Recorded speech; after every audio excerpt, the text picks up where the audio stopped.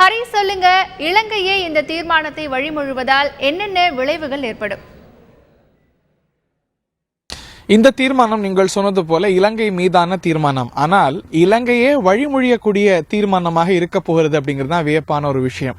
இந்த தீர்மானத்தை முன்மொழியக்கூடிய நாடுகள்னு பார்த்தா அமெரிக்கா பிரதானமா, பிரிட்டன், அப்புறம் மாண்டினீக்ரோ, மேசிடோனியா உள்ளிட்ட நாடுகள் இதை பிரதானமான மெயின் ஸ்பான்சர்ஸா கொண்டு வராங்க. இதை வழிமொழியக்கூடிய நாடுகள் பல இருக்கக்கூடும். அதுல முக்கியமான நாடாக இலங்கை இருக்கக்கூடும் என்று தகவல்கள் வெளியாக இருக்கிறது. அதிகாரப்பூர்வமான செய்தி இன்னும் ஓரிரு நாட்கள்ல வெளியாகும். இந்த தீர்மானத்தை பொறுத்த வரைக்கும் இலங்கைக்கு ஏற்பளிக்கும் வகையில இருக்கக்கூடிய காரணத்தினால் இலங்கை இந்த முடிவு எடுக்கிறது. இலங்கை மீதான தீர்மானம் இலங்கையை ஏற்பதனால வாக்கெடுப்பு இருப்பதற்கான வாய்ப்பில்லை. 30ஆம் தேதி இந்த தீர்மானம் வரும்பொழுது ஏகமனதாக அனைத்து நாடுகளும் ஏற்க, இலங்கை ஏற்க, எந்த நாடு மீது இது ஒரு தீர்மானம் வருதோ அந்த நாடு ஏற்க இது ஏகமனதாக நிறைவேற இருக்கிறது. பெரிய மாற்றங்கள் இந்த தீர்மானத்தின் மீது இருப்பதற்கான வாய்ப்பில்லை. இன்னும் சொல்ல போனா மாற்றத்துக்கான வாய்ப்பே இல்லை என்று கூட இந்த தருணத்தில் நம்மால் சொல்ல முடியும். ஹேமா, ஹரி, தற்போது தயாரிக்கப்பட்டிருப்பதுதான் இறுதி தீர்மானமா? இதில் ஏதேனும் மாற்றங்கள் கொண்டு வரப்படுமா? ஐநாவை பொறுத்த வரைக்கும், மனித உரிமை கவுன்சிலை பொறுத்த வரைக்கும், இந்த கவுன்சில தீர்மானத்தை கொண்டு வருவதற்கு நாடுகளுக்கு ஒரு ஃபைனல் டேட் இருக்கு. 24ஆம் தேதி ஃபைனல் டேட். அந்த 24ஆம் தேதிக்குள்ள இது ஒரு ஏகமனதா ஒரு தீர்மானத்தை கொண்டு வருவதற்கு அமெரிக்கா நினைப்பதனால இதுல இருக்கக்கூடிய அந்த ஐநா மனித உரிமை கவுன்சில்ல அங்கம் வகிக்கக்கூடிய நாடுகள், மற்ற நாடுகள், இதுல இன்ஃபுளுன்ஷியலான மற்ற பல நாடுகள் இவங்களோட பேசி 24ஆம் தேதி இந்த ஒரு ஃபைனல் டிராஃப்ட முடிவு பண்ணிருக்கிறாங்க.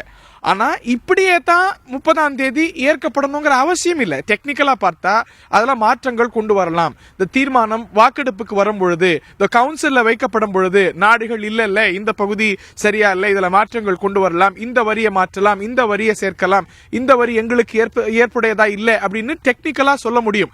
அதற்கான வாய்ப்புகள், சாத்தியக்கூறுகள் இருக்கிறது. ஆனா இந்த தீர்மானத்தை பொறுத்த வரைக்கும் அமெரிக்கா கொண்டு வருகிறதுங்கிறத தாண்டி இது ஒரு கருத்தொற்றுமையோட ஏகமனதாக நிறைவேற்றணும் அப்படிங்கறதுல அவங்க உறுதியா இருந்த காரணத்தினால தான் மற்ற எல்லா நாடுகளோடும் பேச்சுவார்த்தை நடத்தப்பட்டது. சைனா, கியூபா, ரஷ்யா இந்த மாதிரியான நாடுகள்லாம் இலங்கையை வரவேற்கணும்னாங்க. இந்த ஒரு இன்ஃபார்மல் மீட்டிங்ல கூட பார்த்தா ஏறத்தாழ ஒரு 18 பக்கத்துல 18 பத்தியில மாற்றம் பண்ணணும்னு இலங்கை கோரியது.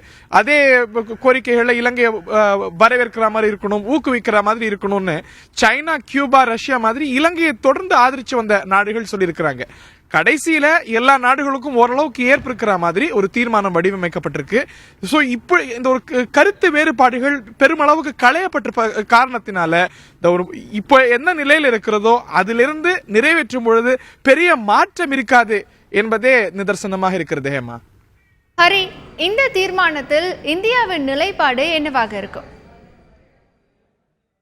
இந்தியாவை பொறுத்த வரைக்கும் நம்ம ஏற்கனவே பல முறை கூறியது போல இதுதான் எங்களுடைய நிலைப்பாடு, இது எங்களுக்கு ஏற்புடையதாக இருக்கிறது, ஏற்புடையதா இல்லை அப்படிங்கறத அவங்க வெளிப்படுத்தல, அபிஷியலா வெளிப்படுத்தல, எந்த நாடும் வெளிப்படுத்தாது அப்படின்னே புரிஞ்சுக்கலாம். ஆனா இதற்கான இன்ஃபார்மல் மீட்டிங்ஸ் நடைபெற்றிருக்குது. இந்த தீர்மானத்தை எப்படி நம்ம கொண்டு வரலாம் அப்படின்னு அமெரிக்கா மட்டும் இல்லாது எல்லா நாடுகளோடும் சேர்ந்து கலந்து ஆலோசனை செஞ்சிருக்கிறாங்க.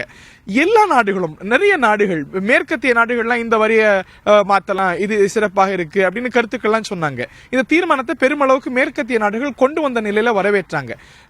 சைனா, கியூபா, ரஷ்யா இந்த மாதிரியான நாடுகள்லாம் இலங்கையை ஊக்குவிக்கும் வகையில இருக்கணும், வரவேற்கும் வகையில இருக்கணும் அப்படின்னு கருத்தை ஓக்கலா சொன்னாங்க. இலங்கை கூட சொல்லியது இந்த வரியை மாற்றலாம். இன்னும் சொல்ல போனா இலங்கையுடைய வற்புறுத்தல் பேர்ல தான் புலிகளால் நிகழ்த்தப்பட்ட குற்றங்களுக்கு கூட பொறுப்பு குரல் இருக்க வேண்டும், ஜஸ்டிஸ், அக்கௌண்டபிலிட்டி இருக்க வேண்டும், ரிகன்சிலியேஷன் இருக்கணும் அப்படிங்கிற வரிகள்லாம் சேர்க்கப்பட்டது. ஆக எல்லா நாடுகளும் கான்ட்ரிபியூட் பண்ணி இந்த மாற்றங்களை, அதாவது கொண்டு வந்த நிலையிலிருந்து ஒரு ஃபைனல் டிராஃப்ட்ல மாற்றங்களுக்கு காரணமா இருந்திருக்கிறாங்க. அவங்க தோணின மாற்றங்களை சொல்லியிருக்கிறாங்க. ஆனா இந்த இன்ஃபார்மல் மீட்டிங்ஸ்ல கூட இந்தியா ஒரு முறை கூட இது எங்களுக்கு ஏற்புடையதா இருக்கு, இது ஏற்புடையதா இல்லை, இதை மாற்றலாம், மாற்ற வேண்டாம் அப்படின்னு எந்த கருத்தையும் சொல்லல. இதுவரைக்கும் சொல்லல, இனியும் சொல்வதற்கான வாய்ப்பு இல்லை அப்படின்னே சொல்லப்படுது. ஆனா சில இடங்கள்ல விசாரிக்கும் போது என்ன சொல்றாங்க, இந்தியா வெளிப்படையா இந்த இன்ஃபார்மல் மீட்டிங்ஸ்ல சொல்லனாலும் கூட இந்த ரெசல்யூஷன் வடிவமைக்கப்பட்டதுல, உருவாக்கப்பட்டதுல, இதுல வரிகள்ல இந்தியாவுடைய பங்கேற்பும் இருக்கிறது. இந்த இன்ஃபார்மல் மீட்டிங்ஸ்ல சொல்லாமல் இருக்கலாம், ஆனால் அதற்கு பின்னாடி இந்தியாவுடைய பங்களிப்பும் இந்த ரெசல்யூஷனுடைய டிராஃப்டிங்ல இருக்கு அப்படின்னு சொல்றாங்க. ஆனா அது அபிஷியலா உறுதிப்படுத்த முடியல.